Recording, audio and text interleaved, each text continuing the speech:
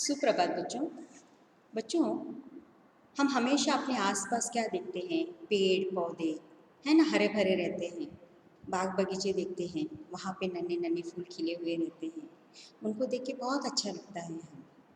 तो बच्चों, क्या इनमें भी जीव होता है, प्राण होता है, जिस तरह मनुष्य और प्राणी में होता है ना?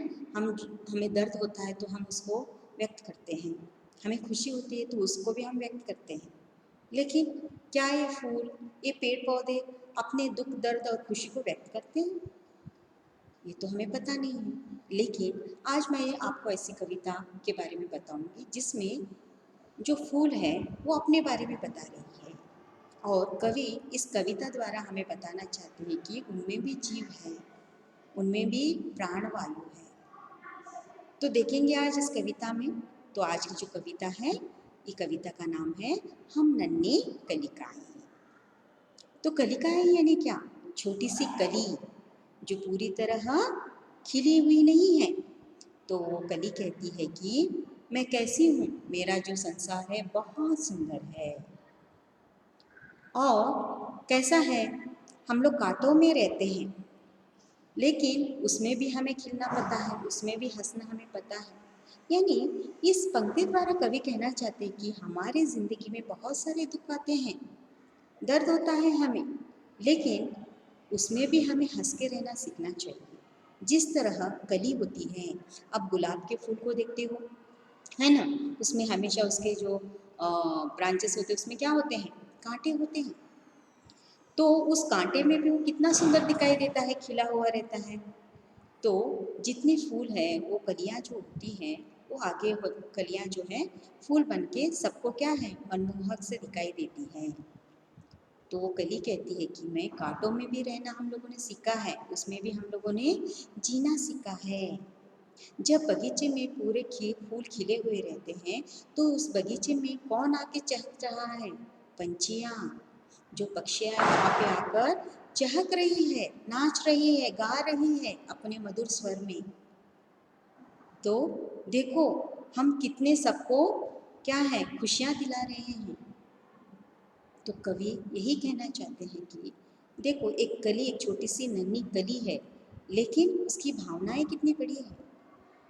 वो दर्द में रहना सीखती है, उसी तरह मनुष्य को भी क्या है, दर्द में भी क्या है, या दुख में भी हमें हमेशा हंसते खेलते हुए रहना सीखना चाहिए।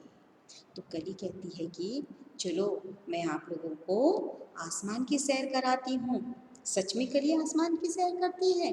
नहीं। वो कहती है कि आपके आसपास कितने अच्छे अच्छे दृश्य हैं, आप आँख बंद करके क्यों बैठे हो? आप उसे देखो और उसका स्वाद ग्रहण करो। तो इसी तरह ये कली कहती कि मैं आकाश की सैर करना चाहती हूँ, उड़ना चाहती हूँ, यानी आज़ाद रहना चाहती हूँ, और नाव में बैठ के नदी पार करना चाहती हूँ। सच में कलियाँ तो नदी नहीं पार करती है, लेकिन कवि भी अपनी भावनाएं कलियाँ द्वारा बता रहे हैं कि मैं कैसा रहना चाहता हूँ।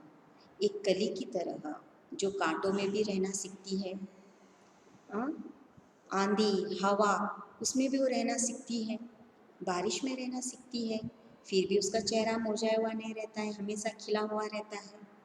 आसमान की सैर यानी पंछी की तरह मैं उड़ना चाहती हूँ आकाश में, और मछली की तरह पानी में तैरना चाहती हूँ, नाव में बैठकर पार करना चाहती हूँ।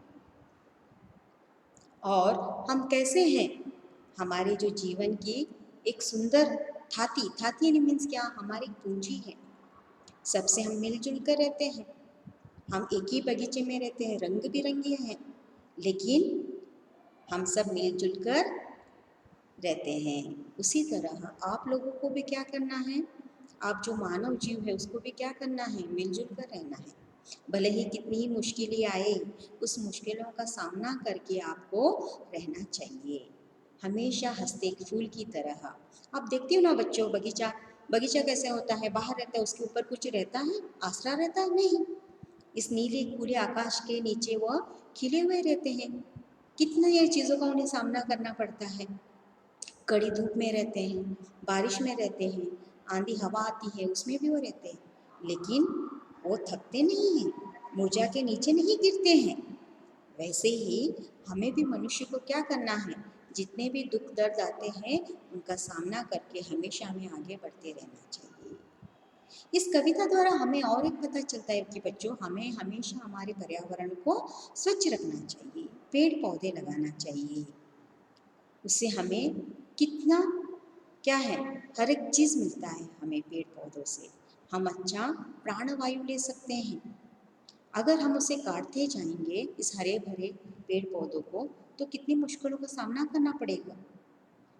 तो हमें हर इंसान को पेड़ पौधे लगाना है चाहिए, अपने आसपास के वातावरण को, पर्यावरण को स्वच्छ रखना चाहिए। तो बच्चों एक नन्ही सी कली का अपने बारे में यहाँ इस कविता में बताई है। तो बच्चों अगली कक्षा में मैं आपको इस कविता द्वारा एक आपको गतिविधि करके दिखाऊंगी, एक्टिविटी। कैसे? कली यानी आपको फूल पता ही चलता है, कली यानी छोटी सी कली है, वो खिलने के बाद फूल बन जाती है। तो अगली कक्षा में हम फूल बनाना सीखेंगे। तो उसके लिए हमें क्या क्या साहित्य लगता है, तो बच्चों आपके लिए साहित्य लगेंगे ये रंगीन पेपर्स। ओके, ये देखिए रंगीन, बहुत सारे रंगीन पेपर्स हैं। आप बहुत सारे कलर्स यूज़ कर सकते हैं इसमें, लेकिन बच्चों सभी रंग का यूज़ करना है। लेकिन आपको पीला रंग और हरा रंग का चार्ट चाहिए, और उसके साथ अलग अलग सफ़ेद, गुलाबी, नीला, है ना, इस तरह के आपको अलग अलग कलर पेपर्स आपको इकट्ठा करके रखना है। और उसके साथ आपको कैंची भी रखना ज़रूर है। कैंची, स्केल, पेंसिल और गोंद यानी फेविकॉल। तो फेविकॉल की भी आपको ज़रूरत है। इन सभी चीज़ों को आप इकट्ठा करके अगली कक्षा में बैठो। तो अगली कक्षा में मैं आपको फूल पत्ती बनाना सिखाऊंगी। तो बच्चों आज के लिए इतना ही, अगली कक्षा में मिलेंगे। धन्यवाद बच्चों।